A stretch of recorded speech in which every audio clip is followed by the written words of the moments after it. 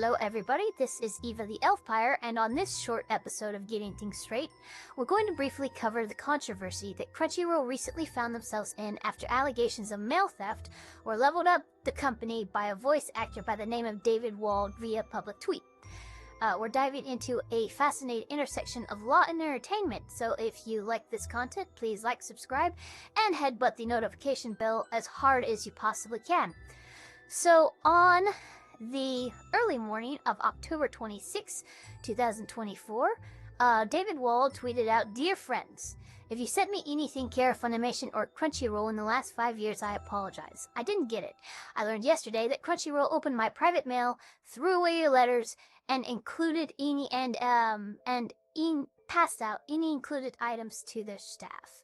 He gave a follow-up tweet shortly thereafter that says, Dear fellow workers at Crunchyroll, below is proof, a photo of the complete contents of one of the packages addressed to me that was opened and distributed to employees. If you ended up in possession of any of it, I would very much like it returned to me. Now, there have been a lot of creators who have had just incorrect takes. A lot of people are saying that they've committed a felony and all this, which, you know, morally reprehensible what they did, for sure. But did they actually break the law? That's what we're going to get into here in a second. Now, there have been a lot of people who have pointed to California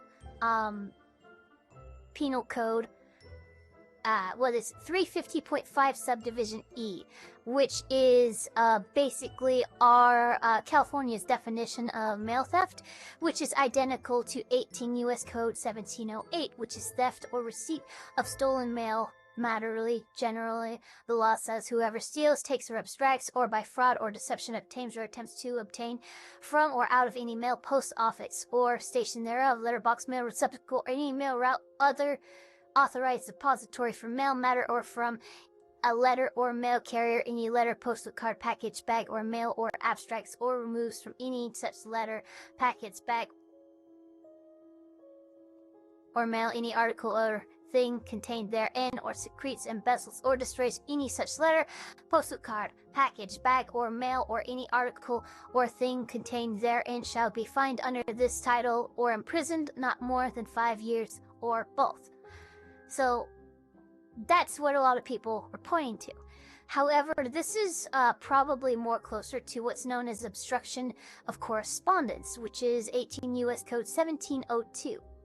And U.S. Code 1702 states as follows: whoever takes any letter, postal card, or package out of any post office or authorized depository for mail matter, or from any letter or mail carrier, or which has been in any post office or authorized depository, or in the custody of any letter or mail carrier before it has been delivered to the person to whom it was directed, with designed to obstruct the correspondence or to pry into the business or secrets of another, or opens, secretes, embezzles, or destroys the same, shall be fined under this title or imprisoned not more than 5 years, or both. So again, similar punishments. Similar crimes, but not exactly the same. The problem we have here is David Wald himself, in the first tweet, said, if you sent me anything Care of Funimation or Crunchyroll, that's going to be very important here. It's important because this establishes that not all instances of mail handling violate the law. Intent and authorization play crucial roles. Now let's consider the specific case of David Wald. To understand whether any laws were broken, we need to clarify the circumstances under which Wald's mail was opened. There are several key points to consider here. 1. If David Wald consented and provided Funimation or Crunchyroll with the ability to manage his mail, they are likely operating within the legal boundaries. They did. He left it in the care of Funimation or Crunchyroll. Business practices as well. In many cases, companies, including employee arrangements like contracts and such, companies handling mail for employees or contractors may have policies in place that allow them to manage correspondence related to the work, including fan mail or business-related communications that need to be handled. Assuming Wald had given appropriate authorizations, which he did, Crunchyroll and Funimation would not be violating Section 1702. Instead, they would be acting within their rights as caretakers of that mail. In response to the allegations the following day, an email to ANN by Crunchyroll read, "Anime fans have a special connection with dub voice talent, and that emotional expression is important in feeling more love of anime content. We are currently investigating the matter regarding the allegation of undelivered fan mail to a voice actor.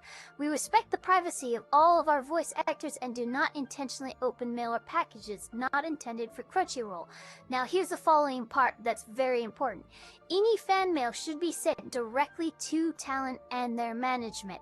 So while they're investigating what happened here, they are clearly separating themselves from the voice actors and the talent and going, look, if you want to send anything to these people, do it directly. Don't send it to our office in our care, because maybe we won't know that it's not meant for us. Again, I don't think that what Crunchyroll did was by any means morally just. In fact, I would say it's pretty fucked up, pretty dickish move. But there's a lot of people and creators that are going around saying that they committed a felony, which they just didn't. In fact, one of my friends, Legal Mindset, Andrew Esquire over there, actually is one of the few voices that I've seen that actually pointed out the law and correctly addressed the law. I know that Muchin also did it properly. His title was a little clickbaity, but he actually included a direct quote from Andrew as well. And I'm gonna do that myself here to close out this video, just to show you that not only a California lawyer, but a Florida lawyer also agreed that he's not in, Crunchyroll wasn't in any violation of any federal law. So when you look at this and you look at what happened to David Wald, I think most people off the top of their head would think that this was violated, because they would look at it and say, well, this is a situation where, there was a letter or postcard or package, right? So some of them were letters, some of them were packages, some of them were probably postcards too. And it was not given to him. And because it was not given to him, they're guilty of this crime. It's not that simple. Because the thing is that the law is not just exactly how it's written, it's how things are interpreted. And how the judges have applied the case law and the interpretations of what the words mean. So courts have gone into these words and said, what do they mean? They don't mean what you think they mean. And there's two things. First of all, the main word here is actually not person. Because person is, remember, corporations are people too, right? The main word here is actually delivered. Delivered. And when mail has been delivered. Okay? So this only applies to... And that is extremely important.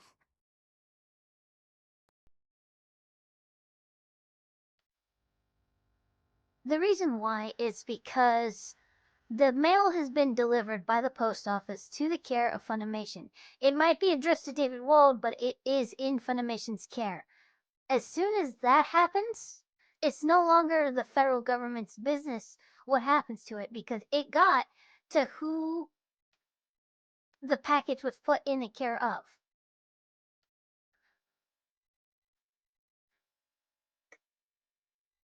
So, while it might be morally reprehensible, it's a huge dick move, it's a PR nightmare for Crunchyroll, it wasn't actually illegal. I hope you guys enjoyed this education. Again, if you wanna see more, like, comment, subscribe, do all the things, and I hope to see you guys again on the next one.